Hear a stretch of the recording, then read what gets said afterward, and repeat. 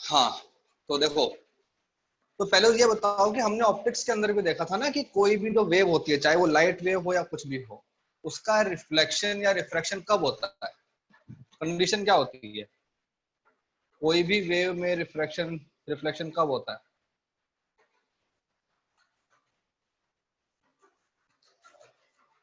Condition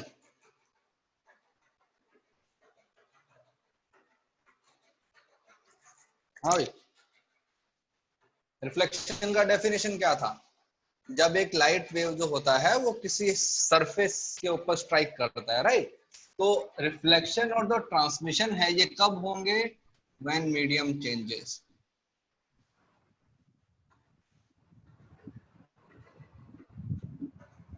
medium change होएगा, इसका मतलब हमारे पास में होता है कि देखो हमारे स्ट्रिंग वेव पढ़ रहे हैं ना, तो स्ट्रिंग वेव के अंदर जो मीडियम है वो हमारे पास में स्ट्रिंग है।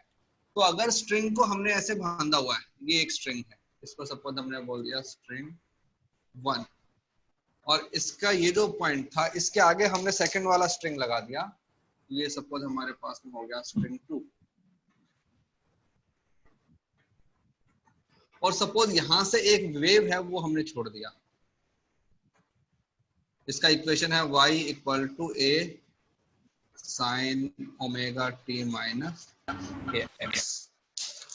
तो जो भी हमारा ये जो फिनोमेना है, दोनों रिफ्रैक्शन ने अपना रिफ्लेक्शन और दोनों ट्रांसमिशन है, ट्रांसमिशन का मतलब जो वेव आगे वाले मीडियम में चला गया, ठीक है? रिफ्लेक्शन मतलब कि जो वेव तुम्हारा वापस आ गया। दोनों जो फिनोमेना है वो यहाँ पे होंगे बाउंड्री पे। अब इन दोनों स्ट्रिंग को मैंने अटैच किया हुआ है, तो इसके अंदर का टेंशन और इसके अंदर का जो टेंशन है वो सेम रहेगा, क्योंकि मान के चल रहे हैं ना कि एक्सेलरेशन नहीं है। और तो दोनों मीडियम को अलग करना है, तो इसमें बोलेंगे μ1, इसका जो मास पर यूनिट लेंथ है वो μ1 बोल दिया, ये जो स्ट्रिंग है यहाँ पे हमने बोल दिया μ2। तो ये जो दोनों चीजें हैं इनसे हमारे पास हो गया डिफरेंशिएट कि भाई दोनों मीडियम कैसे। अब जब वेव यहाँ पे आएगा तो सपोज एक पार्ट उसका आगे चला गया, इसको बोल दिया ट्रांसमिटेड,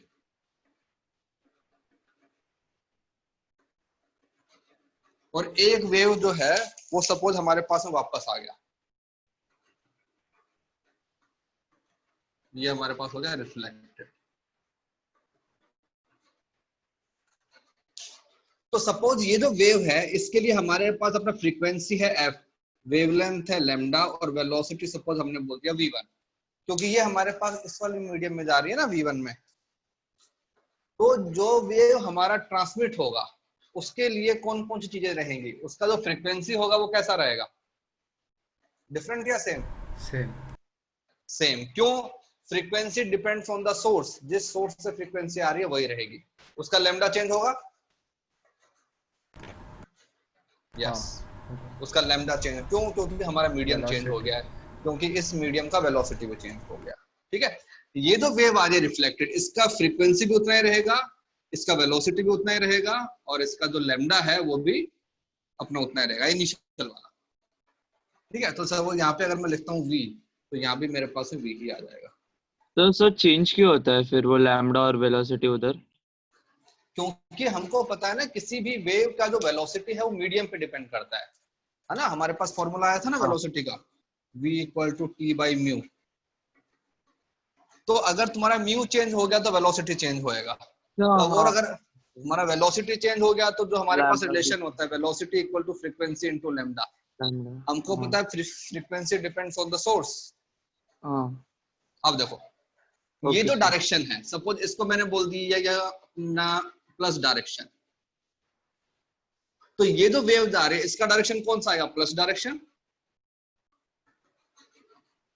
ट्रांसमिशन का मतलब तो वही हुआ ना कि अगर ये अगर तो राइट में जा रहा है तो वो भी राइट में जा रहा है, लेकिन जो रिफ्लेक्टेड वेव है उसका डायरेक्शन कैसा हो गया?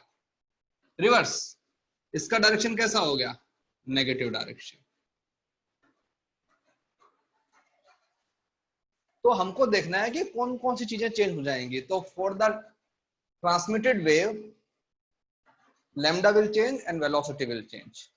ठीक है, उसका मोशन ऑफ जो अपना डायरेक्शन है वो सेम रहेगा, लेकिन जो हमारा रिफ्लेक्टेड वेव है उसके लिए frequency lambda and velocity, these quantities will be same, but motion of the wave will change. तो अगर इसका इक्वेशन मैं ये लिख दूं तो इसका इक्वेशन क्या बन जाएगा, ये बन जाएगा y equal to A R. A R का मतलब हुआ कि amplitude of the reflecting wave sine omega T plus K X. क्यों, इसका फ्रीक्वेंसी भी उतना ही रहेगा, इसके अंदर क्या आता है लैम्डा आता है, लैम्डा भी उतना ही रहेगा, ठीक है। लेकिन यहाँ पे कौन सा साइन आ गया, प्लस वाला। पहले वेव कहाँ जा रही थी, अपना यहाँ की तरफ जा रही थी तो माइनस साइन था, अब वेव यहाँ की तरफ आ रहा है तो प्लस साइन बन गया। सर v कांस्टेंट नहीं है ना? हाँ v कांस्टेंट नहीं होगा ना? मतलब कांस्टेंट क्या सर v तो चेंज हो रहा है ना?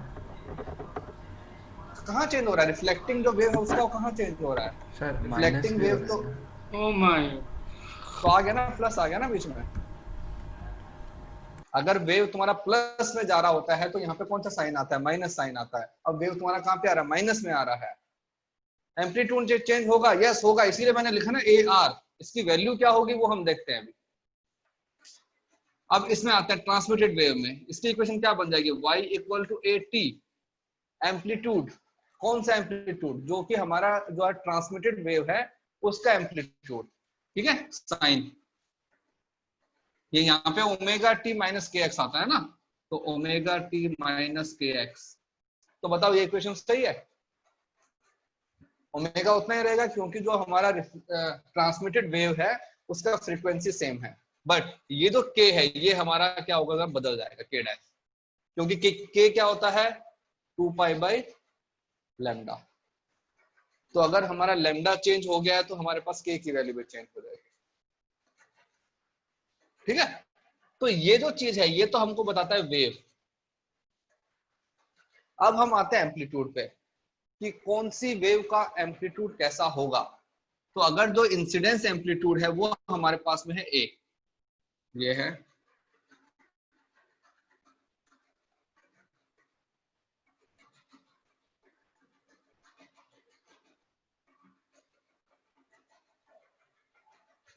तो ये दो तुम्हारे पास एम्पलीट्यूड हैं, ये इस पे डिपेंड करेंगे कि तुम्हारा सामने वाला मीडियम कैसा है। कुछ कुछ मीडियम ऐसे होते हैं जिसके अंदर वेव क्या होता है कि 100% ही अपना इनका सुपरपोजिशन करेंगे तो फिर हाँ इनका सुपरपोजिशन भी हो जाएगा। लेकिन एक बार के लिए मान के चल रहा हूँ कि एक ही वेव है, एक ही वेव यहाँ से आ रहा है, उसका कुछ पार्ट आगे चला गया, कुछ पार्ट वापस आ गया। जो सुपरपोजिशन वाली बात है वो तो आगे की बात है ना, फिर एक और वेव आएगा, वो दोनों इंटरफेरेंस करेंगे, हम उस पर भी आएंगे थोड़ी देर बाद में। तो पहले इसका इक्वेशन निकालते हैं। Amplitude of the reflecting wave जो तुम्हारे पास में वापस आ रहा है उसके लिए होता है v2 minus v1 upon v2 plus v1 into amplitude. जो एम्पलीट्यूड तुम्हारे पास में मतलब कि आ रहा था, और ये जो तुम्हारे पास में है at, ये होता है 2v2 upon v1 plus v2।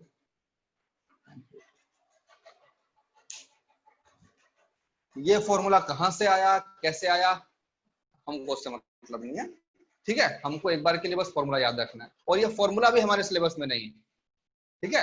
हाँ थोड़ा सा हम बता देते हैं कि ऐसा क्यों आता है। देखो अगर सपोज तुम्हारा जो आगे v1 v2 क्या है, v2 is velocity in second medium, v1 velocity in first medium। ये जो मीडियम है इसके अंदर वेलोसिटी v1 है, इसके अंदर वेलोसिटी v2, ठीक है।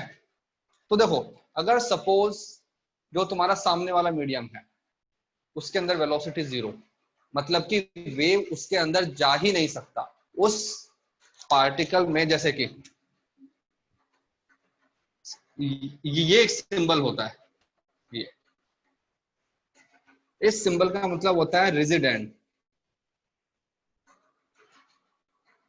इसको और भी बोलते हैं, इसको बोलते हैं क्लोज्ड एंड, ठीक है।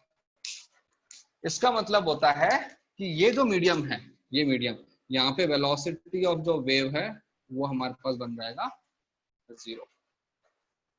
और सपोज यहां से एक वेव तुम्हारे पास में आ रहा है, तुमने तो वेव को भेजा वो ऐसा भेजा, ये।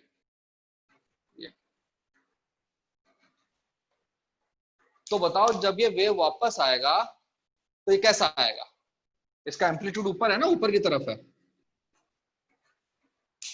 तो इसके अंदर अगर मैं फॉर्मूला लगाऊं तो मैं क्या लिखूंगा कि जो V1 है वो तो V हो गया, और जो V2 है, V2 हमारे पास में बन गया है 0। क्यों? हमने बोला ना रेजिडेंट, इसका मतलब होता है कि वेव जो है उस डायरेक्शन में जा ही नहीं सकती। जैसे होता है ना परफेक्टली रिफ्लेक्टिंग सरफेस होती है, कि वेव आगे नहीं जाएगा, पूरा वापस आ जाएगा। तो इसके अंदर क्या बन जाएगा, तुम्हारा एम्पलीट्यूड बताओ, ए अपना रिफ्लेक्टिंग क्या बन जाएगा, इसमें आते हैं तो 0 minus V1 upon 0 plus V1 into A. तो कितना हो जाएगा amplitude of reflection? Minus A. Minus का मतलब क्या हुआ कि जब वे वापस आएगा, तो ये तो मैंने बोल दिया ए इंसिडेंस, और जब ये वापस जाएगा तो ये ऐसे जाएगा। सर हाँ सर ऐसा हो सकता है कि थोड़ा सा पार्ट ऑफ द वेव आगे चला गया, थोड़ा सा पार्ट ऑफ द वेव पीछे आ गया। हाँ हाँ, दोनों होते हैं। हर सरफेस पे तुम्हारे पास रिफ्लेक्शन भी होता है, रिफ्रैक्शन भी होता है। ये तो आइडियल केस लिया ना मैंने, कि मैंने एक इसको ऐसा बोल दिया रेजिडेंट, जिसके अंदर की वेलोसिटी ऑफ वेव कितना है, 0। अगर उस मीडियम में वेलोसिटी थोड़ा बहुत भी हुआ, देखो ना, अगर तुम्हारे पास V2 की वैल्यू थोड़ी सी भी हुई तो तुम्हारे पास के अंदर ट्रांसमिशन वेव आएगी। ठीक है ना, वो तो आइडियल केस बोल दिया हमने। जैसे तुमको ध्यान है ना, हमने एक वो क्वेश्चन किए थे रेडिएशन प्रेशर वाले, एक सरफेस के ऊपर कहते रेडिएशन आ रहा है, उसमें एब्जॉर्ब भी हो रहा है, रिफ्लेक्शन भी हो रहा है, ट्रांसमिटेड भी हो रहा है। ठीक है, तो यहाँ पे हमने आइडियल केस ले लिया कि 100% रिफ्लेक्टिंग सरफेस। फाइन। तो ये देखो, बताओ अगर हार्ड सरफेस से रिफ्लेक्शन होगा तो वेव कैसा होके आएगा, रिवर्स। उसका एम्पलीट्यूड कैसा हो गया, उल्टा हो गया, वो आ रहा है। सर ऐसा कोई हाँ, सरफेस होगा क्या कि जिसमें सिर्फ ट्रांसमिशन होगा और ये नहीं होगा, रिफ्लेक्शन? ट्रांसमिशन नहीं, देखो ऐसा है, ट्रांसमिशन कब होगा, जब तुम्हारा रिफ्लेक्शन कितना होगा, 0 होगा। और रिफ्लेक्शन को 0 करने के लिए क्या होना चाहिए, V2 इक्वल टू V1। दोनों मीडियम में velocity of wave has to be same, और दोनों मीडियम में वेलोसिटी अगर सेम है तो वो तो मतलब होमोजीनियस अपना मीडियम बन गया ना। तो होमोजीनियस मीडियम में तो वेव एक स्ट्रेट लाइन में ट्रेवल करता रहता है। हमारे प्रॉपर्टी ऑफ वेव है कि जब तक कि मीडियम चेंज नहीं होता है, wave always travels in a straight line. जहां मीडियम चेंज होगा वहां प्रॉब्लम आएगी। सर चलो ऐसा हो जाए कि V2 और V1 अलग अलग होगा बट हाँ तो हाँ, रिफ्लेक्शन नहीं होगा। ऐसा नहीं हो सकता ना। अगर तुम्हारे पास में V2 इक्वल टू V1 अगर नहीं है तो देखो ना, एम्पलीट्यूड हमेशा आएगा ना। हाँ तो बस फिर आएगा, चाहे वो कम आए ज्यादा आए, वो इस पे डिपेंड करता है कि तुम्हारे जो मीडियम है वो कैसे हैं। जैसे कि काफी सरफेस जो होती हैं वो ट्रांसमिशन को अलाउ करती है। जैसे हमारे विंडो का जो शीशा होता है घर के अंदर, उसके अंदर क्या होता है, रिफ्लेक्शन कम होता है, ट्रांसमिशन ज्यादा होता है ना, बाहर की सारी लाइट अंदर आ जाती है। तो उसी टाइप से है ये भी, वन मटेरियल की प्रॉपर्टी है। हाँ सर बोलो। तो ऐसा क्यों है कि रिफ्लेक्टेड वेव में लैम्डा चेंज हुआ लेकिन ट्रांसमिटेड नहीं वेव? हुआ, नहीं हुआ।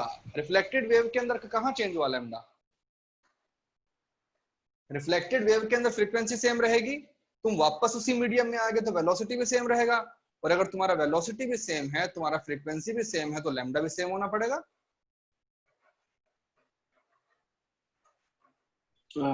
सर हाँ सर इसका कोई एग्जांपल है कि जिसमें वो ऐसे एम्पलीट्यूड रिवर्स हो जाता है, मतलब ऐसे उल्टा हो हाँ हाँ, जाता अभी है? हाँ हाँ अभी करेंगे, अपने अभी करेंगे। तो पहले पहले इसको लिखो, फिर इसका एग्जांपल करते हैं।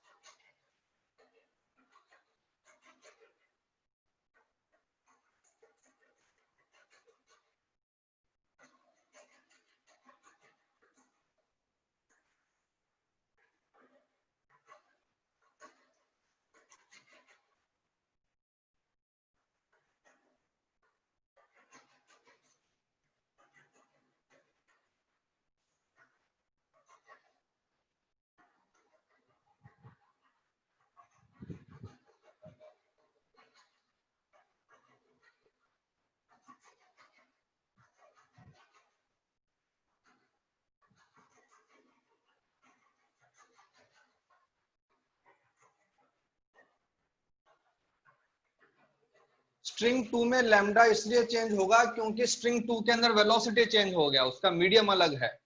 तो अगर तुम्हारा वेलोसिटी चेंज हो गया तो जो हमारा फॉर्मूला होता है velocity equal to frequency into lambda, तो अगर तुम्हारा फ्रीक्वेंसी सेम है, अगर तुम्हारा वेलोसिटी चेंज हो गया तो लैम्डा को चेंज होना ही पड़ेगा।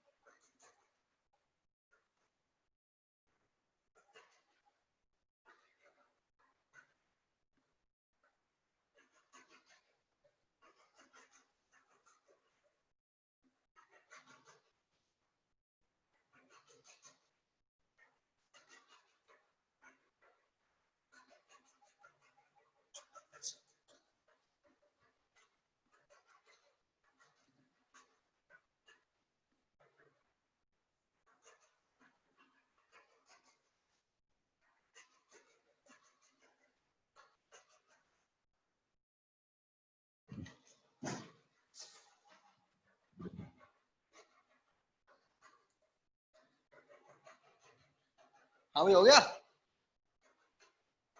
हाँ सर। रियल लाइफ में मैंने अगर कोई स्ट्रिंग को वॉल से अटैच किया तो ट्रांसमिशन होगा या बिल्कुल नहीं होगा? बिल्कुल नहीं होगा, क्योंकि जैसे कि हमारा दीवार है, ठीक है, थोड़ा बहुत एनर्जी लॉस होता है क्योंकि जो वॉल है वो 100% इलास्टिक, कहते हैं ना, इनइलास्टिक नहीं होती है। जैसे कि साउंड भी तो अपने ट्रेवल करता है ना दीवार के अंदर से, तो थोड़ा बहुत तो होगा, लेकिन तुमको को दिख जाएगा वो कि जो तुम्हारा स्ट्रिंग है वो उल्टा होके वापस आ रहा है। जैसे एक एग्जांपल करते हैं,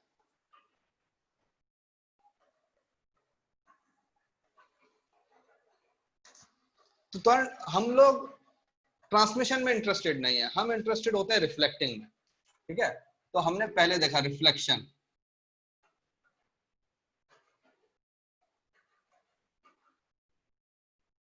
क्लोज है,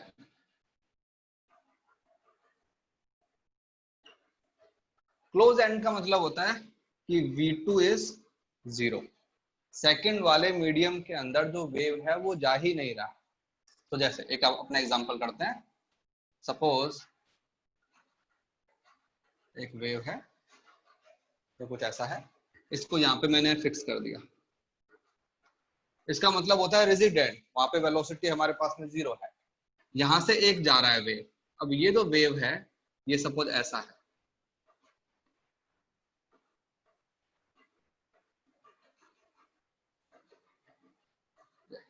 ठीक है। सपोज ये जो पॉइंट है इसको मैंने बोल दिया x इक्वल टू 0, ये जो पॉइंट है इसको बोल दिया x इक्वल टू 2, ये हमारे पास में x इक्वल टू 1, ठीक है। और जो हाइट है इसकी, ठीक है, वो भी हमने बोल दिया 1। और ये जो पॉइंट है इसका कोऑर्डिनेट सपोज हमने बोल दिया x इक्वल टू 12, और इसका तुमको वेलोसिटी दे दिया 2 मीटर पर सेकेंड। तो हमको बनाना shape at t equal to 5 second, t equal to 6 second, t equal to 8 second. ये तीन हमारे पास में वो है। इन तीनों जो इंस्टेंट है, उन इंस्टेंट पे ये जो वेव है इसका स्ट्रक्चर हमको कैसा दिखेगा वो बनाना है। बनाओ।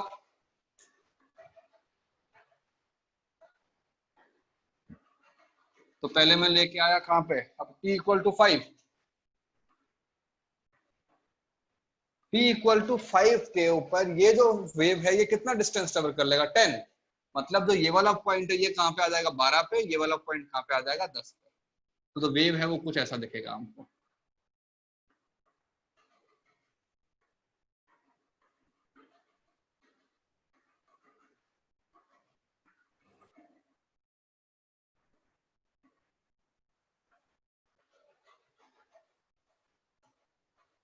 ठीक है, ये हमारा हो गया t इक्वल टू 5 सेकेंड पे। पूरा वेव जो है उसने 5 इंटू 2 10 सेंटीमीटर का डिस्टेंस क्या किया, ट्रेवल कर लिया है। अब हम यहाँ पे बोल सकते हैं कि ये जो पॉइंट है तुम्हारा बीच वाला पॉइंट है, ये है x इक्वल टू 11 और ये जो पॉइंट है this is x equal to 10। अब आते हैं इसके 1 सेकंड बाद में क्या हुआ, ठीक है। तो 1 सेकंड में कितना डिस्टेंस ट्रेवल कर लेगा, 2, या फिर इसको ऐसा करते हैं 5.5 सेकंड। तो आधे सेकंड में कितना डिस्टेंस ट्रेवल करेगा, 1 मीटर। तो 1 मतलब कि ये वाला जो पॉइंट है ये यहां पहुंच जाएगा, ठीक है। तो जो वेव है उसको बेसिकली कैसा होना पड़ेगा बताओ, दैट विल बी सुपरपोजिशन। तो ये जो पॉइंट है इसको यहां आना पड़ेगा, ये वाला, ये हमारा हो गया 11 वाला, और ये हमारे पास में अपना रिजिड बॉडी, ठीक है। यहां सुपरपोजिशन हो गया भाई। इसके हिसाब से तो ये जो अपना डायग्राम है इसको ऐसा होना चाहिए, ये ऐसा देखो ना, ये जो पूरा स्ट्रक्चर है ये आगे जाएगा ना, लेकिन जो ये वाला स्ट्रक्चर है आगे वाला, ये क्या होगा, ये तो उल्टा होके वापस आएगा। तो उल्टा होके वापस आएगा तो कैसे आएगा, ये ऐसे आएगा ना, यो ऐसे। अब जो पार्टिकल है उसका रिजल्टेंट निकालते हैं, सुपरपोजिशन। देखो ये हमारी बेसलाइन, ये पार्टिकल ऊपर, ये पार्टिकल नीचे, तो ये वाला पार्टिकल कहां पे जाएगा, सुपरपोजिशन। और इन दोनों का मैग्नीट्यूड कैसा है, सेम। इसका और इसका मैग्नीट्यूड भी कैसा है, सेम। तो जब मैं इन दोनों का एडिशन करूंगा यहाँ पे क्या बन जाएगा मेरे पास में, सुपरपोजिशन। सुपरपोजिशन हमको हमेशा क्या दिखता है, रिजल्टेंट। तो अगर इसका रिजल्टेंट बनाऊंगा तो इसका रिजल्टेंट तो ऐसा ही बन जाएगा बस। ये मेरे पास हो गया t equal to 5.5 second. t equal to 5.5 second पे स्ट्रिंग एकदम ऐसा दिखेगा। क्यों, जितना लोग ऊपर लेके जाना चाहते हैं उतना ही लोग उसको नीचे लेके जाना चाहते हैं, ठीक है। सुपरपोजिशन ये देखो ना कि ये जो आधा पार्ट है, तो इसको करने का एक और तरीका, सपोज अगर तुमको ऐसे समझ में नहीं आता तो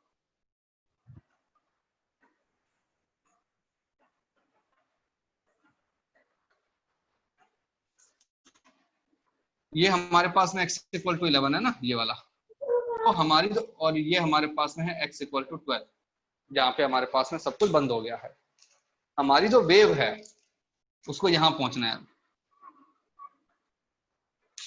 अब अगर ये पॉइंट नहीं होता तो क्या होता, तो हमारा जो वेव है वो कुछ ऐसा होता,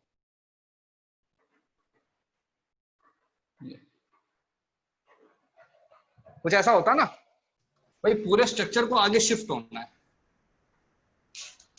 लेकिन जो आगे शिफ्ट होना है मुझे पता है कि इतना पार्ट तो आगे शिफ्ट हो ही नहीं सकता। ये वाला पार्ट आगे शिफ्ट हो नहीं सकता ना। तो ये वाला पार्ट क्या है कि उल्टा होके वापस आएगा। क्यों, हमारा रिफ्लेक्शन कहां से हो रहा है, रिजिड एंड से, क्लोज एंड से, जहां वेलोसिटी 0 है। तो जो हमारा जो ये आता है ना रिफ्लेक्टिंग जो आता है, ये कितना बन जाता है, -a। तो जैसे कि ये वाला पार्टिकल मतलब यहाँ पे कितना है अपना 0 पे है ना, तो ये यहाँ भी कैसा होगा, 0 पे आएगा। इसका जो है, इसको सपोज मैंने बोल दिया 0.5, तो ये थोड़ा सा ऊपर है इस लाइन से, तो वो कहाँ पे आ जाएगा, थोड़ा सा नीचे। ये थोड़ा सा और ऊपर है, ये थोड़ा सा और नीचे, ये एकदम ही ऊपर है तो ये एकदम ही नीचे। तो बेसिकली ये हो गया।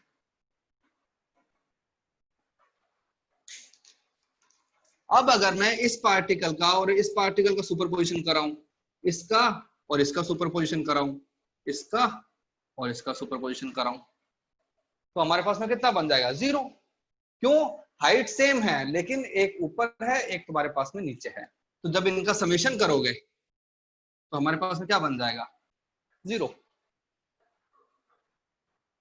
और अभी जो कहोगे कि ये जो पार्टिकल है ये x इक्वल टू 11 पे है, अभी जो वेव हमारी है वो बेसिकली ऐसे है, ये और ये। अगर मैं इस पॉइंट को बोलूं ना, जैसे इस पॉइंट को बोलूं मैं A1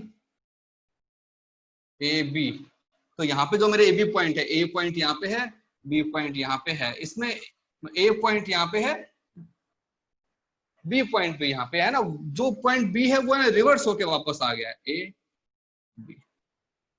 अब इससे आगे क्या होगा?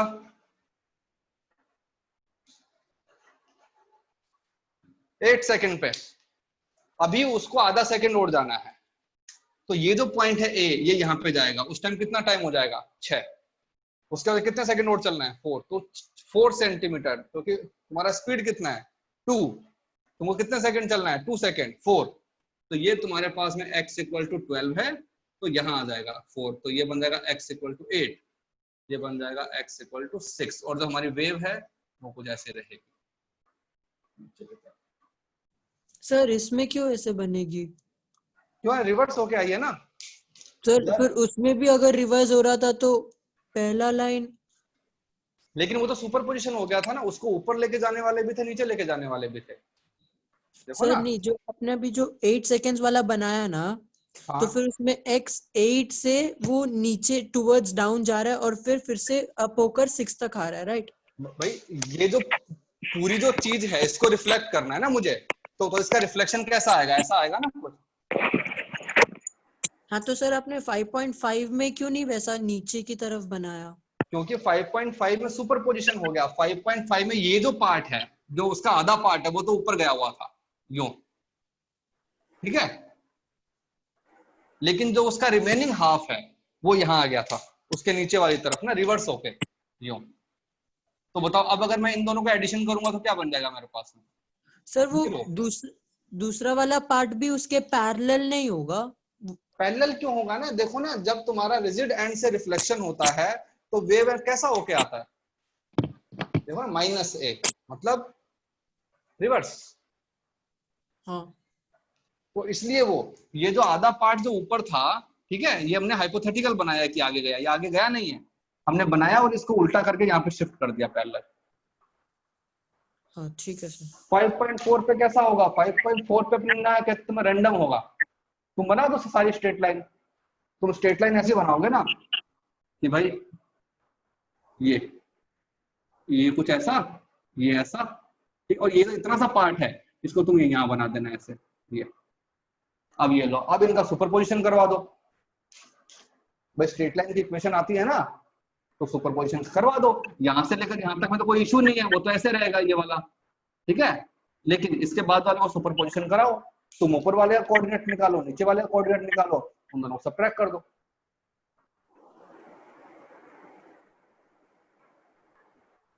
ठीक है, तो जब तुम्हारे पास में जो वेव है वो, ये क्या हो रहा है? डिस्टरबेंस कहां से आ रहा है भाई?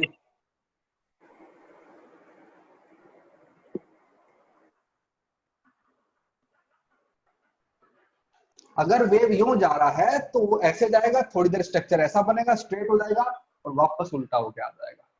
Reflection from the close surface. अगर एक साइन वेव को भेज दिया, सपोज ऐसे एक साइन वेव है, उसको मैंने भेज दिया ऐसे, तो बताओ जब ये वेव वापस आएगा तो कैसा होगा? सबसे पहले कौन सा पॉइंट पहुंचेगा? ये वाला पॉइंट ना। इसके पार्ट कहां पे? नीचे, तो ये ऊपर हो जाएगा। तो जब ये वेव जब वापस आएगा तो ऐसे आएगा।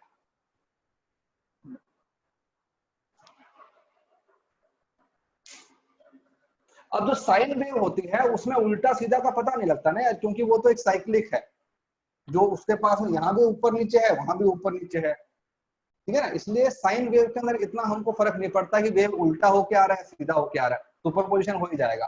लेकिन जो इस टाइप के वेव्स होते हैं, स्क्वायर वेव्स या फिर ये वाली वेव्स, इसके अंदर फर्क पड़ता है। सर इसमें एक बार 6 सेकेंड्स वाला एक बार बता सकते हैं आप?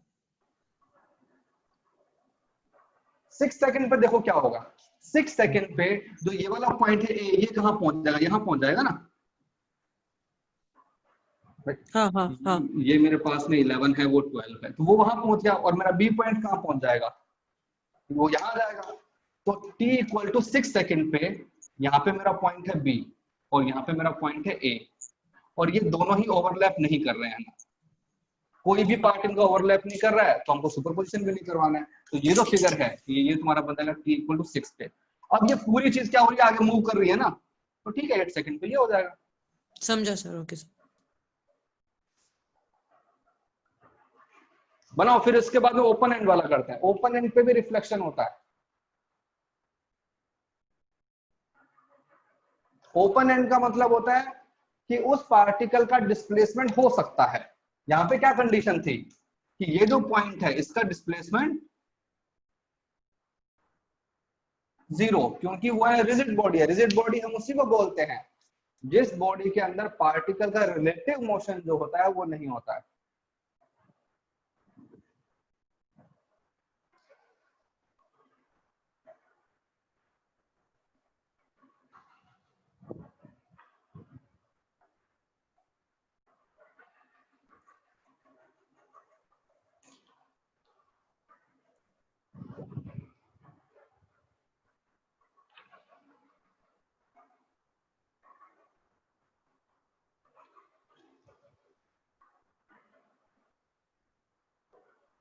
हो गया? 5 मिनट सर। नहीं, साइन वेव के अंदर भी स्ट्रक्चर उल्टा होगा, लेकिन यार देखो इसको भी अल्टीमेटली ऑसिलेट करते हुए जाना है, इसको भी ऑसिलेट करते हुए जाना है, तो किसको क्या पता कौन उल्टा हुआ कौन सीधा हुआ। हाँ, इक्वेशन में लिखेंगे हम माइनस का साइन लगाएंगे।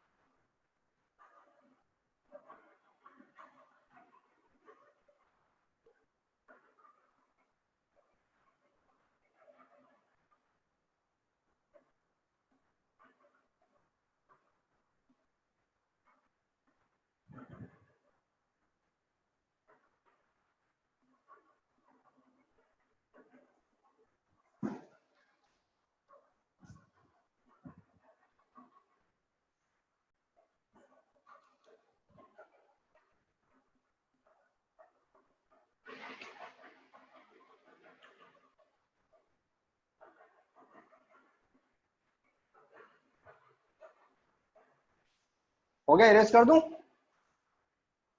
स्ट्रक्चर में वो पहले वाला टच करता है उसे स्ट्रक्चर। यस। हाँ सर। अभी देखो कुछ है ना प्रॉपर्टीज बताते हैं इसी की, मतलब इसको ये तो हमने स्ट्रक्चर वाइज देख लिया ना, मैथमेटिक्स वाइज कैसे बोलेंगे इसको। इक्वेशन जैसे सपोज हमारे पास में एक वेव है ए sign omega T minus K x. अब जब वेव वापस आ रहा है तो इक्वेशन क्या बन जाएगा? माइनस ए sign omega T plus K x. तो बताओ यहाँ पे माइनस साइन नहीं है, यहाँ पे साइन है, तो दोनों के बीच में फेज डिफरेंस कितना हो गया?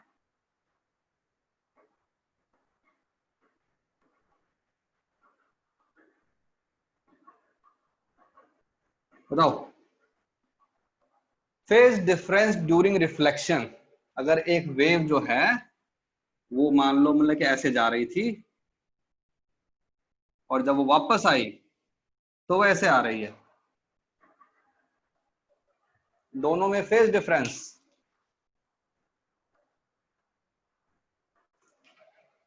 पाई। भाई देखो ना, साइन ये पार्ट तुम्हारा ऊपर है, ये पार्ट तुम्हारा नीचे है, तो जो भी तुम्हारा पॉइंट ये वाला पॉइंट है इसके अपोजिट वाला पॉइंट तुमको कहां मिलेगा? यहां मिलेगा ना। और इनके बीच का डिस्टेंस कितना बन जाएगा? Pi, because sine pi plus theta is minus sine theta. ठीक है ना? तो हम बोलते हैं कि जब भी तुम्हारा वेव का रिफ्लेक्शन होता है ठीक है, तो हम बोलते हैं कि delta phi equal to pi. Phase difference जो क्रिएट होता है दैट इज पाई। अगर उसी को बोलूं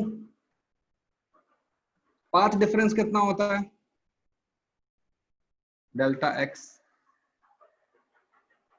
फेज डिफरेंस और पाथ डिफरेंस में रिलेशन क्या होता है, ये होता है delta phi equal to 2 pi by lambda into dx। ठीक है, तो डेल्टा फाई कितना बन जाएगा, 2 पाई बाई लैम्डा इंटू,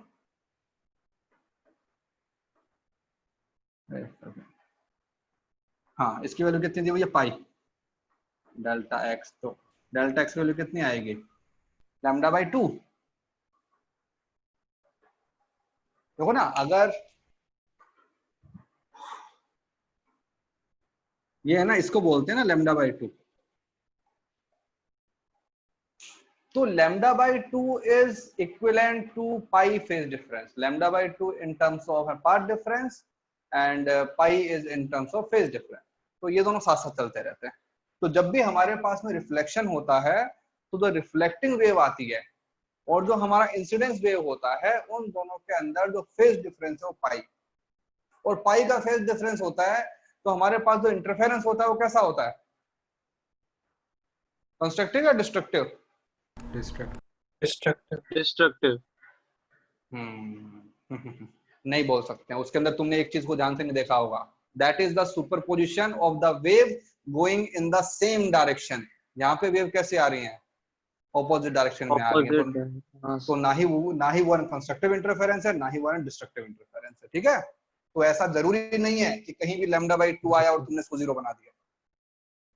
तो उसकी जो कंडीशंस हैं डेफिनेशन की, उनके ऊपर भी थोड़ा सा ध्यान रखना है हमेशा। सर बट लेकिन अगर ऐसे ही कोई वेव रिफ्लेक्ट होते हुए आ रहा है और ऑपोजिट डायरेक्शन में कोई दूसरा वेव आ रहा है, तो फिर क्या होगा, मतलब वो दोनों डिस्ट्रॉय हो जाएंगे या फिर मतलब वो अबे चलता रुको, जाएगा? आएंगे उस पे भी आएंगे। स्टैंडिंग वेव बनाएंगे ना, गिटार के अंदर कभी देखा है? हाँ सर। हाँ, तो अभी देखो अभी थोड़ी देर बाद में क्या होता है। ठीक है, reflection from the open and.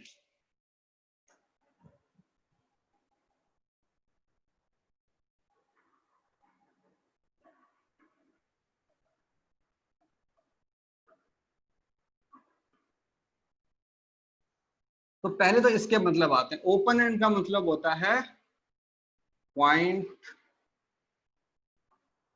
Which can move freely.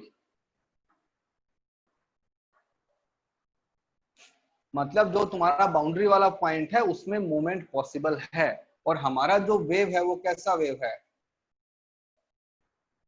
Phase difference और पाथ डिफरेंस दोनों को सेम तरीके से, दोनों का सिग्निफिकेंस भी है, दोनों का अलग अलग सिग्निफिकेंस, हर जगह पे चीजें रिलेट होती हैं, लेकिन जरूरी नहीं है कि हमेशा उससे तुम कुछ अच्छा रिजल्ट लेके ही आ सको, जरूरी नहीं है। तो जैसे कि दोनों वेव अगर सेम डायरेक्शन में जा रही है तो तुम कह सकते हो कि हाँ ठीक है, अगर लैम्डा बाई 2 का पाथ डिफरेंस हुआ तो हमारा डिस्ट्रक्टिव इंटरफेरेंस हो जाएगा। लेकिन एक वेव अगर यहाँ से आ रही है, एक यहाँ से आ रही है, तो फिर उसका इक्वेशन लिखूंगा मैं, और उसका इक्वेशन लिखने के बाद में जो आएगा वो आ जाएगा। अब कंपल्सरी नहीं है कि वो वेव बने ही बने। जैसे कि दो एसएचएम का सुपरपोजिशन करते हैं, अगर दोनों का फ्रीक्वेंसी सेम है तो एसएचएम बनता है, लेकिन अगर एक का फ्रीक्वेंसी अलग है तो हो सकता है एसएचएम ना बने, हो सकता है बन भी जाए। विच कैन मूव फ्रीली, जैसे एक स्ट्रिंग है, एक यहां पे ये लगा दिया और यहां पे मैंने बांध दिया रिंग, स्मूथ। अब ये ऊपर नीचे हो सकता है ना रिंग, क्योंकि हमारा जो वेव है वो है ना ट्रांसवर्स वेव है।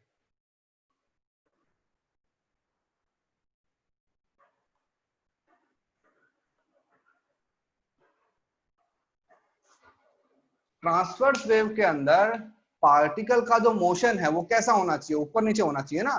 तो देखो अगर ये पूरा स्मूथ है तो ये जो चीज है तुम्हारे पास में ये तो ऊपर नीचे हो ही सकती है, कोई इशू नहीं है इसके अंदर। तो इसको बोलते हैं ओपन एंड। अब बोलोगे सर ओपन एंड पे रिफ्लेक्शन ही क्यों गया, कोई अपने धक्का मारने वाला तो है ही नहीं। मैं बोलूंगा कि इसके आगे कोई मीडियम ही नहीं है, नो मीडियम। अगर इस पॉइंट के बाद में कोई मीडियम ही नहीं है, मतलब कि वेव आगे जा नहीं सकता, तो वेव आगे जा नहीं सकता तो कहां आएगा, वेव हमारे पास में वापस आ जाएगा।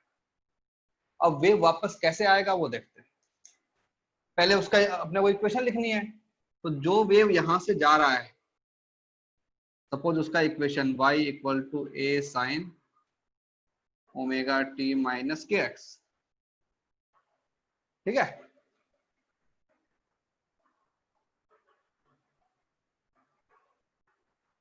तो अगर ये निकालूं कि जो हमारा रिफ्लेक्शन वाला जो एम्पलीट्यूड होता है वो क्या होता है, वो होता है हमारे पास v2 minus v1 upon v2 plus v1 into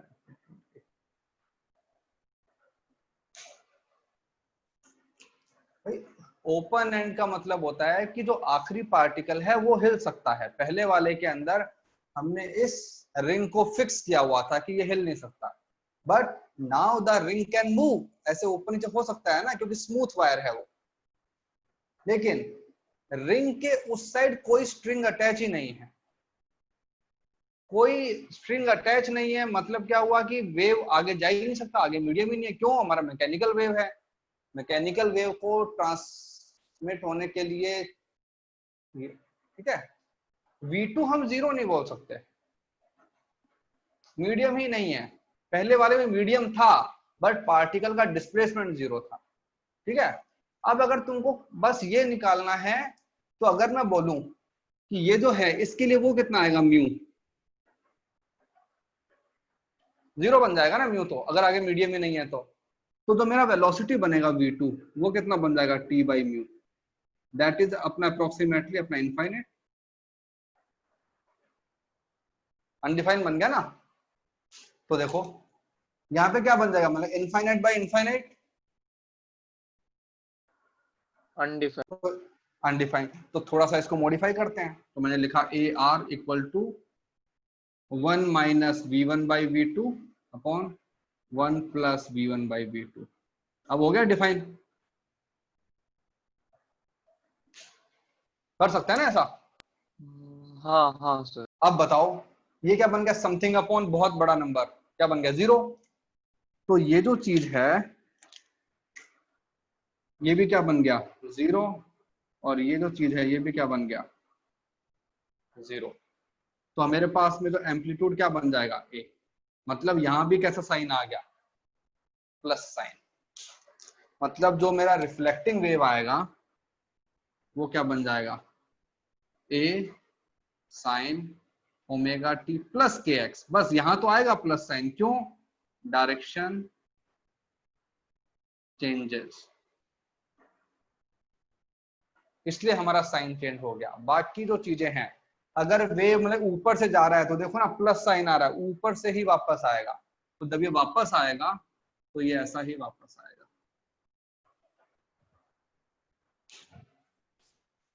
तो ये हमारे पास है डिफरेंस है कि हार्ड एंड से रिफ्लेक्शन होता है तो क्या होता है, और जो तुम्हारा ओपन एंड है उससे रिफ्लेक्शन होता है तो क्या होता है। तो ओपन में हमेशा मतलब वो ऊपर से ऐसा वापस आएगा। यस यस, ओके, बस यही यही डिफरेंस, डिफरेंस हार्ड और ओपन में। हाँ यही डिफरेंस है। Okay sir.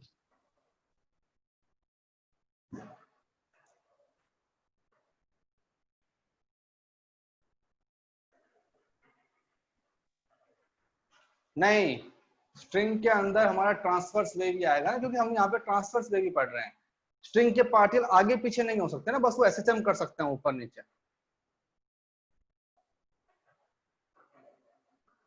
अब जो हमारा पिछले वाला क्वेश्चन था, पहले इसको लिखो फिर पिछले वाला क्वेश्चन करते हैं।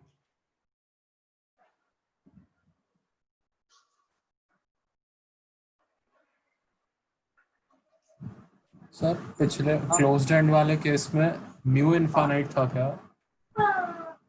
म्यू इनफाइनाइट कह सकते हो उसके अंदर, कि हम कहेंगे कि वहां पे वेलोसिटी मेरा है ही नहीं।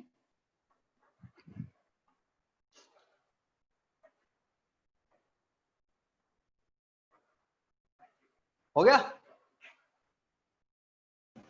नहीं सर।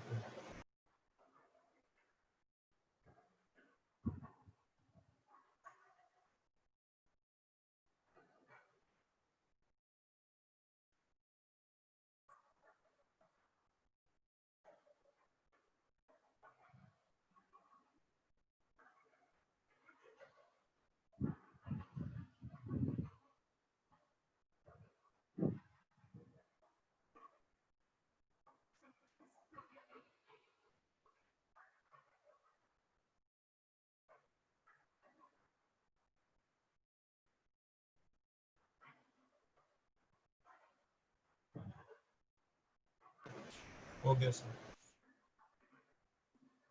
हाँ बाकी लोग हो गया?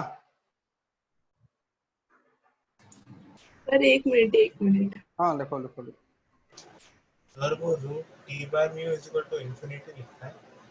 भाई अगर तुम्हारे पास में म्यू की वैल्यू अगर मान लो 0 हो गई तो तुम्हारा वेलोसिटी कितना हो जाएगा उस मीडियम में? देखो ये समझाने के लिए है, ऐसा कुछ है नहीं तुम बोलोगे उस मीडियम के अंदर अपना टेंशन भी नहीं है।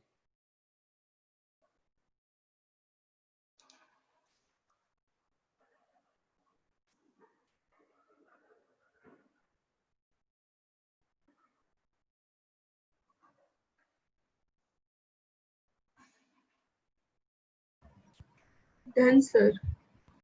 हो गया? अब जो हमारा पिछले वाला क्वेश्चन था उसी क्वेश्चन को फिर से करेंगे और इस बार हम दिखाएंगे कि जो हमारा आखिरी एंड है वो ओपन एंड। हमारे पास क्वेश्चन था ये, ठीक है। अब मैं इसको ऐसे बनाऊंगा, ये इसका मतलब होता है ओपन एंड। एक वेव है, वही अपना ट्रायंगल वेव यहां से आ रही है,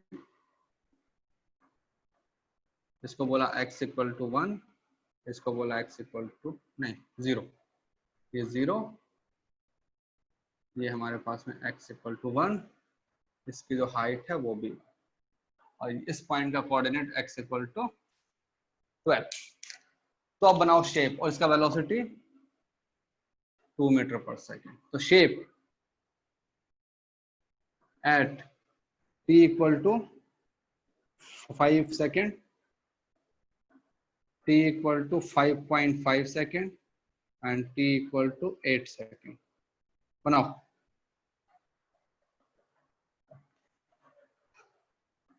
t equal to 6 second, t equal to 8 second. Shape बनाओ चारों।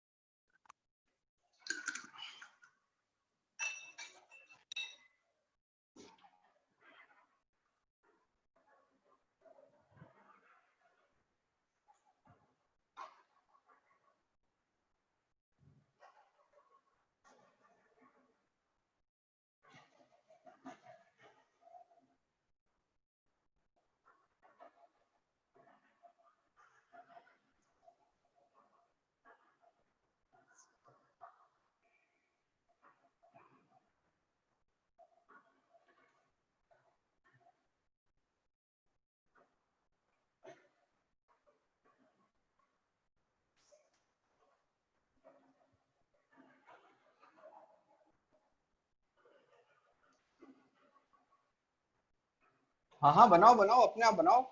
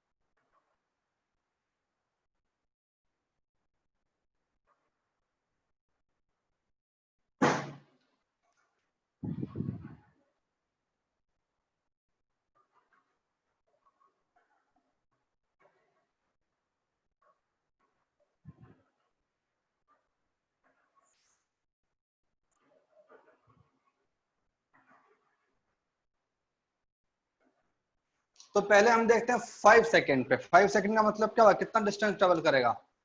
10। तो 10, ये 12 पे पहुंच जाएगा। तो पहले वाला तो में तो कोई इशू ही नहीं है। ये लो,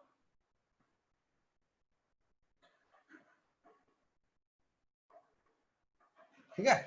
तो x इक्वल टू 10, तो ये वो सपोज x इक्वल टू 10, ये x इक्वल टू 12, ठीक है। और जो हमारा स्ट्रिंग है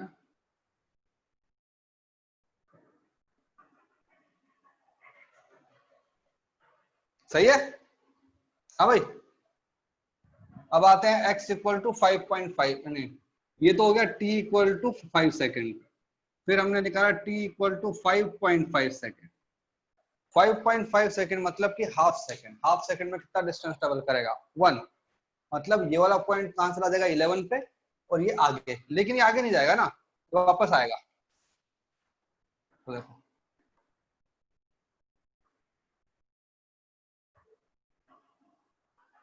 तो पहली बार तो मैं उसको आगे बनाता हूं, बाद में इसको वापस ले आता हूं।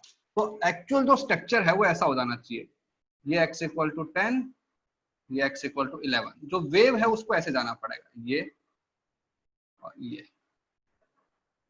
अगर वेव आगे जा सकती तो वेव ऐसे जाती, लेकिन नहीं। अब जो इतना पार्ट है, ये वाला पार्ट, इसको तो क्या होना है कि यहाँ पे आना है ना, वापस आना है रिफ्लेक्ट होके। लेकिन अब बताओ कि वो रिफ्लेक्ट होके कैसे आएगा, ऊपर आएगा नीचे आएगा? ऊपर ही आएगा। ऊपर। तो अगर ये वाला पार्ट ऊपर आ जाएगा तो देखो ये पॉइंट इतना दूर है ना, ये कहां पे आ जाएगा, इसके ऊपर आ जाएगा, ठीक है। ये वाला पॉइंट यहाँ पे है, ये वाला पॉइंट कहाँ आएगा, यहाँ आ जाएगा। ये वाला पॉइंट यहाँ पे है, ये वाला पॉइंट यहाँ आ जाएगा, ये वाला पॉइंट यहाँ पे, ये वाला पॉइंट यहाँ आ जाएगा, मतलब कि ये। अब ये जो दोनों वेव है इनका सुपरपोजिशन होगा तो हमारा वेव कहाँ जाएगा, दोनों एक ही तरफ है। और जब एक ही तरफ होते हैं तो जो हमारा रिजल्टेंट बनता है वो कैसे बनेगा, अब फिर ऐसा बनेगा, ये हो जाएगा मेरे पास में x इक्वल टू 11, ठीक है। ये हमारे पास में ये रिंग, ये जो रिंग है इसका ये जो एम्पलीट्यूड कितना था 1, तो अब 1 + 1 कितना हो जाएगा 2, तो जो मेरा रिंग है वो यहां चला जाएगा इतना दूर। और ये जो स्ट्रक्चर है ये 2। पहले वाले के अंदर क्या था कि एक चीज जो ऊपर जा रही थी, एक चीज नीचे आ रही थी, तो इन दोनों का सुपर पोजिशन हुआ तो क्या बन गया 0। अब क्या हो रहा है, ये अपना बेस लाइन दोनों ही ऊपर है और दोनों का एडिशन होगा तो फाइनल जो बनेगा वो कैसा बनेगा, और भी ऊपर हो जाएगा। तो वेव ऐसा बन गया,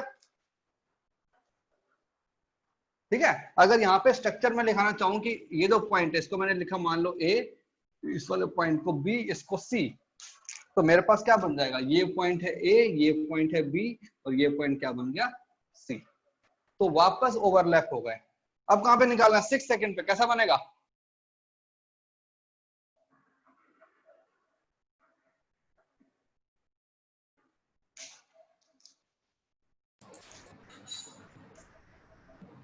हाँ यस। देखो ये जो चीजें हैं ये इक्वेशन से नहीं आएंगी, ये तुमको स्ट्रक्चर ड्रॉ करना ही पड़ेगा, क्योंकि साइन और कॉस जो होते हैं, नहीं हर चीज फॉर्मूले से नहीं होती ना बेटा।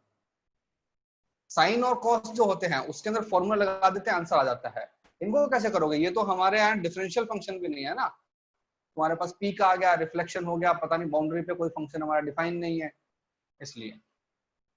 अब देखो, और फिर जब ये वापस आएगा तो t इक्वल टू 6 सेकेंड के ऊपर ऐसा हो जाएगा, ये यहाँ की तरफ, ये हो गया t इक्वल टू 6 सेकेंड। फिर t इक्वल टू 8 सेकेंड पे क्या होगा, 8 सेकेंड पे ऐसा हो जाएगा।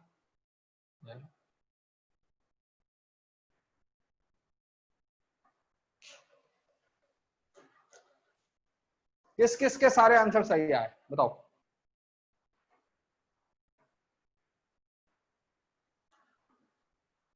गुड सर हाँ सर जब आप 6 सेकेंड्स में करते हो तो आप जो पहले 2 सेकेंड्स में था उस वैसे ही बना देते हो, बट अगर 5.5 में सिर्फ आप क्यों ऐसे चेंज कर देते हो?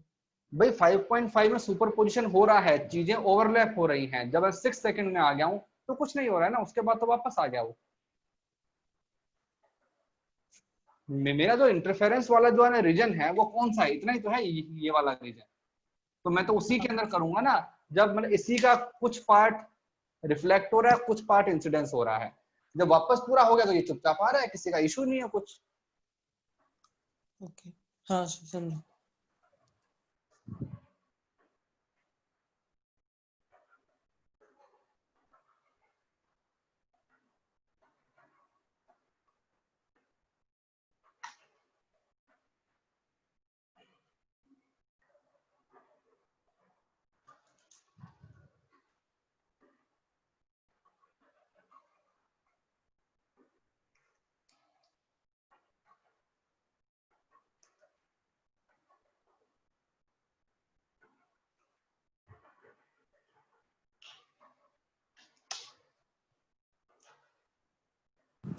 सर हाँ अगर मैं इसे पूरा मतलब 5 to 6 अगर मैं ऐसा एज स्लो मोशन के ऐसे वीडियो में मैं देख रहा होता सर, कैसे पूरा विजुअलाइज हो रहा था ऐसे?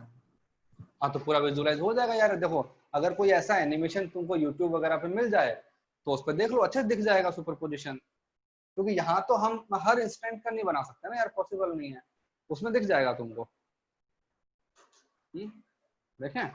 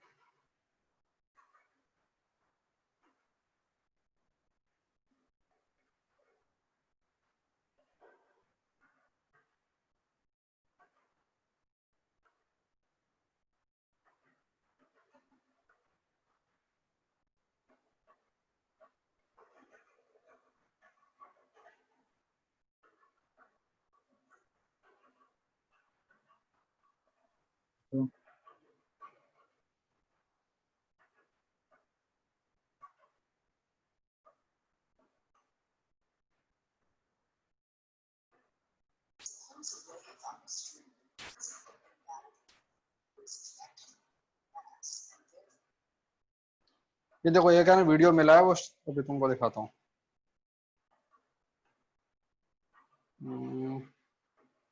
शेयर कैसे करूँ?